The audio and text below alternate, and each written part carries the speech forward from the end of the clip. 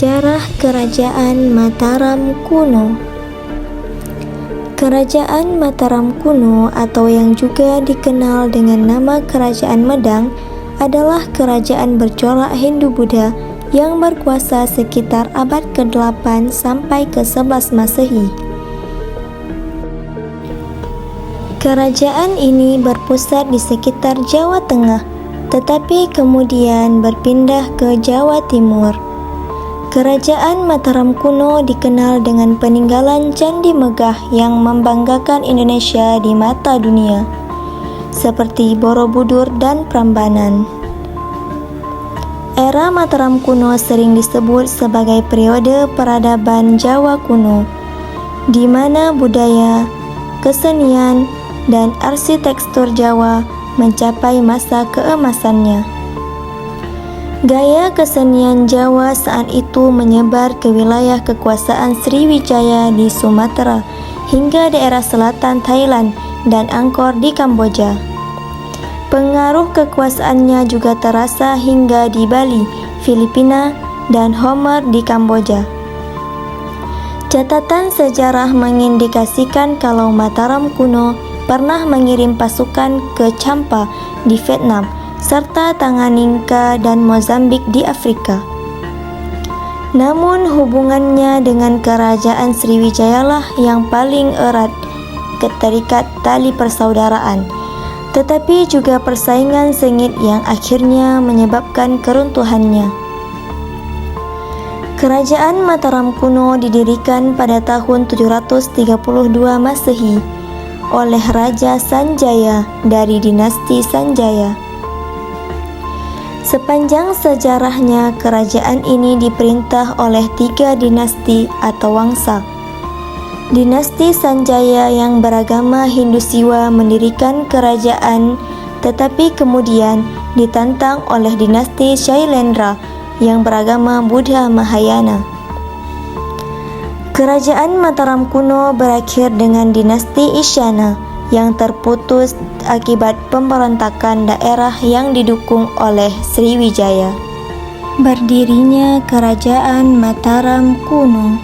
Rekaman tertua mengenai kerajaan ini tercantum di Prasasti Canggal yang didirikan tahun 732 Masehi. Prasasti ditulis dalam bahasa Sanskerta dengan huruf Pallawa. Dari prasasti ini diketahui kalau Sang Ratu Sanjaya, seorang rakai Mataram, memerintahkan pendirian lingga di atas Gunung Ukir. Sanjaya adalah keponakan Raja Sana, penguasa Jawa yang dikalahkan oleh Purbasara dari Kerajaan Galuh. Setelah Sanjaya wafat, ia digantikan oleh Rakai Panangkaran yang beragama Buddha. Panangkaran dikenal sebagai pembangun keraton yang mendirikan banyak sekali bangunan megah, termasuk Candi Kalasansari dan Ratu Boko. Masa kejayaan Kerajaan Mataram kuno. Masa antara kekuasaan Rakai Panangkaran dan Dyah Balitung yaitu antara 760 sampai 910 Masehi. Dianggap sebagai puncak peradaban Jawa kuno. Di periode inilah didirikan banyak candi dan momentum yang memadati dataran Kedu dan dataran Kewu. Yang paling terkenal di antaranya adalah Candi Borobudur, Candi Prambanan, dan Sewu.